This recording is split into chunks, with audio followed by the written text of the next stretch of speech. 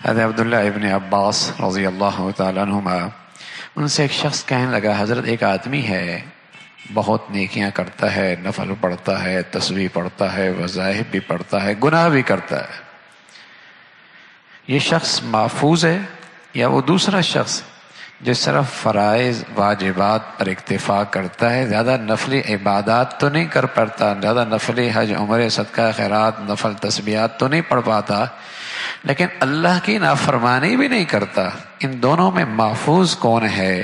حضرت عبداللہ ابن عباس، جن کے علم کے پیچھے اللہ کے نبی کی دعا ہے اور جنہیں امام المفسرین کا بلند مرتبہ ملا ہے، تفسیر میں جہاں دو رائے ہوتی تو حضرت عبداللہ ابن عباس رضی اللہ تعالیٰ عنہما اس میں فیصلہ فرماتے۔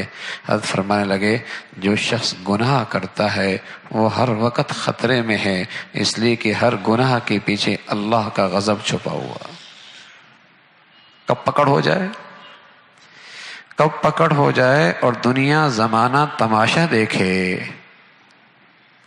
ہر گناہ کے پیچھے اللہ کا غضب چھپا ہوا ہے، اللہ کا غضب چھپا ہوا ہے۔ اللہ نے قرآن میں ایک جگہ فرمایا ہے، سورہ ملک کے آخر میں، اگر اللہ زمین کے اندر پانی گم کر دے، کون ہے زمین سے پانی لے کے آنے والا؟ ایک بدبخت اللہ کی شان میں گستاخی کرتا ہے کہ اللہ کہ میں کھودوں گا، کنواں بناؤں گا، اس کے اندر سے پانی نکال لوں گا۔ یہ آیت سن کر اس نے یہ گستاخی کی، اللہ کی شان ہے، اس کی آنکھوں کا پانی غائب ہو گیا۔ اللہ نے سبق دیا، پہلے تو اپنی آنکھوں کا پانی تو لا کے دکھا،